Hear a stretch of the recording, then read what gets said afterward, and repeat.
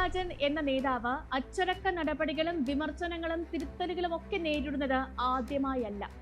ജയരാജന്റെ സംഘടനാ ജീവിതം മുഴുവൻ നിറഞ്ഞു നിൽക്കുന്നതാണ് ഈ തിരിച്ചടികൾ.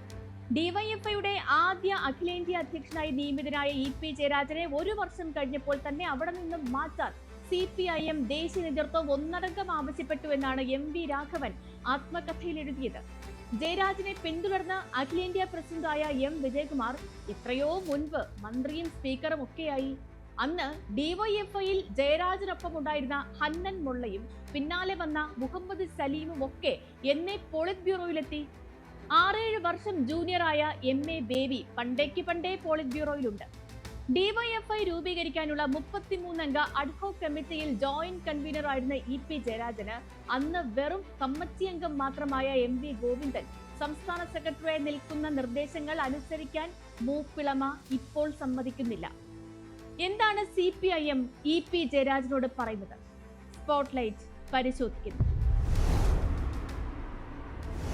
പിന്നാലെ വന്ന MA ബേബിക്ക് മാത്രമല്ല, KN ബാലഗോപാലിനും MB രാജേഷിനും മുഹമ്മദ് റിയാസിനും ഇപ്പോൾ അധ്യക്ഷനായ AA റഹീമിന് പോലും ഇടതുമുന്നണി കൺവീനർക്ക് ലഭിക്കുന്നതിനേക്കാൾ പ്രാധാന്യമുണ്ടായിരുന്നോ? ദീർഘകാലം വൈക്കം വിശ്വൻ, പിന്നെ A. വിജയരാഘവൻ ആ കസേരയിൽ നിന്നാണ് പോളിറ്റ് ബ്യൂറോയിലേക്ക് പോയത് എന്നെങ്കിലും ഓർക്കേണ്ടതായിരുന്നില്ലേ? പാർട്ടിയും ഇ.പിയും നന്നാകണമെന്ന് ആഗ്രഹിക്കുന്നവർ ഇങ്ങനെ പലതും എണ്ണി പറയുന്നുണ്ട്. പക്ഷേ ഇ.പി. ജയരാജന്റെ രാഷ്ട്രീയ ചരിത്രം ഇതിനൊന്നും വഴങ്ങുന്നതല്ല. MV രാഘവൻ പാപ്പിനിശ്ശേരിയിൽ നിന്ന് കണ്ടെടുത്തതാണ് ഇ.പി. ജയരാജനെ. ആ രാഘവനെതിരെ മത്സരിക്കാനാണ് പാർട്ടി ആദ്യ ദൗത്യമേൽപ്പിച്ചത്. 1987 അഴീക്കോട് 1389 വോട്ടിനുള്ള ആ തോൽവി പാർട്ടിയിലെ അന്നത്തെ മേലാളന്മാർക്ക് ആലോചിക്കാൻ പോലും കഴിയുന്ന ഒന്നായിരുന്നില്ല. ഒന്നിനും കൊള്ളാത്തവർ മത്സരിച്ചാൽ ഇങ്ങനെ ഇരിക്കുമെന്ന് വരെ സംസ്ഥാന സെക്രട്ടേറിയറ്റിൽ വിമർശനമുയർന്നു. എത്രയോ മുൻപ് ദേശാഭിമാനിയുടെ ജനറൽ മാനേജറായതാണ് ഇ.പി. ജയരാജൻ.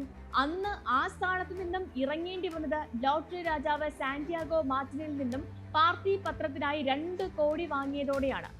ഇതിനിടയിൽ പരിപ്പുവടയെയും കട്ടൻ ചായയെയും ഉപേക്ഷിച്ചത് മുതൽ കള്ളുകുടിച്ച് ചെത്തുകാരെ പോറ്റണം എന്ന് വരെയുള്ള പരാമർശങ്ങൾ. ഒടുവിൽ മന്ത്രിയായപ്പോൾ ബന്ധുജന നിയമനത്തിൽ പുറത്തു പോകേണ്ടി വന്നത്. സാന്റിയാഗോ മാർട്ടിനും ഫാരിസ് അബൂബക്കറും മാത്രമായിരുന്നില്ല സൗഹൃദ പട്ടികയിൽ. ദല്ലാൾ നന്ദകുമാറുമായുള്ള ബന്ധം 1 അല്ല 2 തവണയാണ് ഇ.പിയെ ഇക്കാലത്തിനിടയിൽ വിവാദത്തിലാക്കിയത്.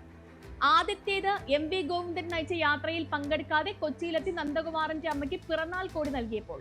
രണ്ടാമത്തേത് ഇപ്പോഴത്തെ നടപടിക്ക് കാരണമായ പ്രകാശ് ജാവദേക്കർ കൂടിക്കാഴ്ച. പക്ഷേ ഈ കൂടിക്കാഴ്ചയായിരുന്നില്ല യഥാർത്ഥ പ്രശ്നം.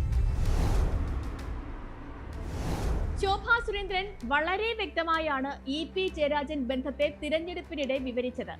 ജയരാജന്റെ മകനെ കണ്ടതും മകനുമായി നടത്തിയ സംഭാഷണങ്ങളും വിശദീകരിച്ചു. ഇതിനൊക്കെ പിന്നാലെയാണ് മകന്റെ ഫ്ളാറ്റിൽ വെച്ച് ഇ.പി. ജയരാജൻ ജാവദേക്കറെ കാണുന്നത്. ഇത്തരമൊരു കൂടിക്കാഴ്ചയൊക്കെ നടത്തിയ ജയരാജൻ ഇപ്പോഴും കേന്ദ്ര കമ്മിറ്റിയിൽ തുടരുന്നു എന്നതു തന്നെ CPIMന്റെ ചിട്ടകൾ അറിയാവുന്നവർക്ക് വലിയ അത്ഭുതമാണ്. ഇ.പി. ജയരാജനെ വീട്ടിലെത്തി BJP പ്രഭാരി കാണുമ്പോൾ പാർട്ടിയുമായി ഒരു ബന്ധവുമില്ലാത്ത ADGPക്ക് RSS നേതാവിനെ ചെന്ന് കണ്ടുകൂടെ എന്ന ചോദ്യമാണ് ഉയരുന്നത്. സംസ്ഥാന സെക്രട്ടറിക്ക് വിശദീകരിക്കാൻ കഴിയാതെ പോയതും അതുകൊണ്ടാണ്. ഇ.പി. ജയരാജന്റെ കാര്യത്തിലെ ദുരൂഹത ഇതൊന്നുമല്ല. ഇ.പി. ജയരാജന്റെ മകൻ നടത്തിപ്പുകാരനായ കണ്ണൂരിലെ വിവാദമായ റിസോർട്ടിലെ പങ്കാളിത്തം തന്നെയാണ് CPIMനെ അന്ന് മാത്രമല്ല ഇന്നും പ്രതിസന്ധിയിലാക്കുന്നത്. ഭാര്യയ്ക്കും മകനും ഓഹരി പങ്കാളിത്തമുള്ള ആ സ്ഥാപനം നടത്തിയ നിർമ്മാണങ്ങളെല്ലാം മറ്റാരെങ്കിലും ആയിരുന്നെങ്കിൽ അനുമതി ലഭിക്കുന്നതായിരുന്നില്ല. എത്ര ഹെക്ടർ സ്ഥലത്താണ് മണ്ണിടിച്ചു നിരത്തിയത്? എല്ലാം കഴിഞ്ഞ് ആ സ്ഥാപനത്തിന്റെ നടത്തിപ്പ് കൈമാറിയത് BJPയുടെ കേന്ദ്രമന്ത്രിയായിരുന്ന രാജീവ് ചന്ദ്രശേഖറിന്റെ സ്ഥാപനത്തിന്. പാർട്ടിയുടെ നിലപാടുകൾക്ക് 2 വിധത്തിലാണ് ഇത് തിരഞ്ഞെടുപ്പ് കാലത്ത് ദോഷം ചെയ്തത്. അതിലൊന്ന്, നേതാക്കൾ കമ്മ്യൂണിസ്റ്റ് മൂല്യങ്ങളെല്ലാം ഉപേക്ഷിച്ചവരാണെന്ന പ്രചാരണം നടത്തുന്നവർക്ക് മറ്റൊരു വടി കൂടി നൽകുന്നതായിരുന്നു. അമ്യൂസ്മെന്റ് പാർക്ക് കാലം മുതലുള്ള പ്രതിച്ഛായ ഹനനത്തിന്റെ തുടർച്ചയായിരുന്നു അത്. BJP നേതാക്കളുമായി നടത്തിയ കൂടിക്കാഴ്ച തിരഞ്ഞെടുപ്പിന്റെ അന്നു രാവിലെ തന്നെ സമ്മതിച്ചതോടെ കിട്ടാനിടയുണ്ടായിരുന്ന ന്യൂനപക്ഷ വോട്ടുകളെയും ബാധിച്ചു. പി ശശിയും ഗോപി കോട്ടമുറിക്കലും ഉൾപ്പെടെയുള്ളവർ വലിയ പ്രതിച്ഛായ നഷ്ടത്തോടെ താഴെത്തട്ടിലേക്ക് മടങ്ങിയവരാണ്. അവരൊക്കെ തന്നെ പിന്നീട് പ്രധാനപ്പെട്ട പദവികളിലേക്ക് മടങ്ങി വരികയും ചെയ്തു.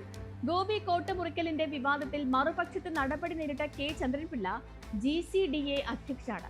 പക്ഷേ EP ജയരാജന് ഇനി അങ്ങനെ ഒരു മടങ്ങി വരവിനുള്ള സാധ്യതകൾ ഒന്നും തന്നെ പാർട്ടി സംവിധാനം തുറന്നിരുന്നില്ല. സംസ്ഥാന സെക്രട്ടേറിയറ്റിൽ മാത്രമല്ല, പോളിറ്റ് ബ്യൂറോയിൽ പോലും ഇപ്പോൾ ജൂനിയർമാരാണ് നിറഞ്ഞു നിൽക്കുന്നത്. EP ജയരാജന്റെ പേര് വച്ച് നോട്ടീസ് അടിച്ചിട്ട് പോലും ചടയൻ ഗോവിന്ദൻ അനുസ്മരണത്തിൽ അദ്ദേഹം പങ്കെടുത്തില്ല. പാർട്ടി ഒന്നും തിരികെ നൽകിയില്ല എന്ന് ചിലർ കരുതുന്നുവെന്ന ഒളിയമ്പ് വിജയരാഘവൻ നടത്തുകയും ചെയ്തു ആ സമ്മേളനത്തിൽ വെച്ച്. ഇതോടെ ഇന്നത്തെ സ്പോട്ട്ലൈറ്റ് പൂർണ്ണമാകുന്നു. നമസ്കാരം.